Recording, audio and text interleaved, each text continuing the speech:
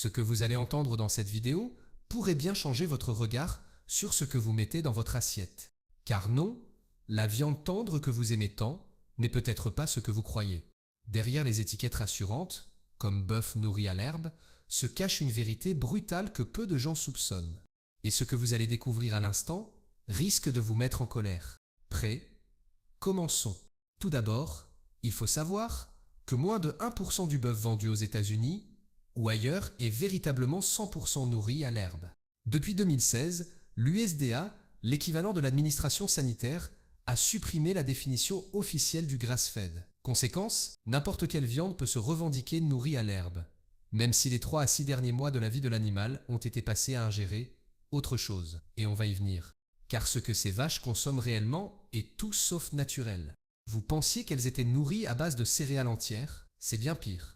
Dans l'immense majorité des cas, leur alimentation est composée de DDGS, un acronyme pour Dried Distillé Grain Huile Soluble. Autrement dit, les déchets issus de la production d'éthanol à base de maïs OGM. Ce maïs n'est même pas comestible pour l'humain. Il est saturé de glyphosate et n'a qu'un intérêt: faire gonfler artificiellement le poids des animaux avec un aliment ultra bon marché, environ 150 € la tonne. Pourquoi font-ils ça?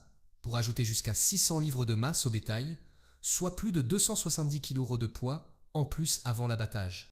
Mais ce n'y est pas tout. On y ajoute du calcaire, des fibres, des vitamines synthétiques et surtout des antibiotiques. Oui, même dans les viandes dites nourries à l'herbe, à moins que l'étiquette ne mentionne explicitement sans antibiotiques, vous en consommez sûrement. Et ce cocktail ne serait pas complet sans une substance encore plus alarmante. Le bêta-agoniste, c'est un médicament qui mime l'adrénaline utilisé pour favoriser une prise de muscle supplémentaire de presque 15 kg. Problème? Des études ont montré que ce composé pouvait provoquer de l'anxiété chez les humains qui le consomment indirectement. Oui, vous avez bien entendu, la viande que vous achetez contient potentiellement des substances qui modifient votre humeur sans que vous ne le sachiez. Mais ce n'est pas tout. Intéressons-nous maintenant aux conditions de vie de ces animaux. Un bœuf de 700 kg, logé dans un espace de seulement 2 mètres carrés. C'est 6 fois moins qu'une place de parking. Imaginez 6 vaches entassées dans l'espace d'un véhicule pendant 3 à 6 mois. Et cela pour produire une viande tendre, car un animal sédentaire et malade produit une chair sans collagène, donc plus facile à mâcher. Même dans les fermes d'engraissement ouvertes, les bêtes n'ont qu'environ 14 mètres carrés d'espace, à peine plus. Quant aux hamburgers des fast-food, ils peuvent contenir de la viande provenant de plus de 100 bœufs différents, mélangés, broyeurs géants. Et saviez-vous que la majorité du bœuf vendu aux États-Unis ne vient même pas des États-Unis? Grâce à un simple reconditionnement, une viande étrangère devient légalement un produit américain. Et tout cela, bien sûr, sans que le consommateur n'en soit informé. Alors que faire?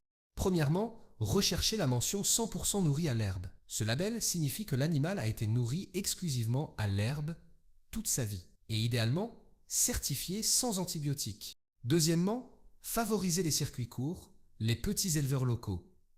Non seulement vous soutenez une agriculture plus éthique, mais vous récupérez aussi une qualité de viande nettement supérieure.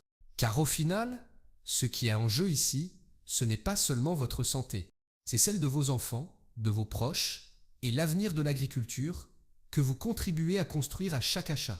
Si cette vidéo vous a appris quelque chose, partagez-la autour de vous et dites-nous en commentaire, aviez-vous déjà entendu parler du DDGS ou des bêta-agonistes? Et n'oubliez pas de vous abonner, car d'autres vérités choquantes vous attendent très bientôt.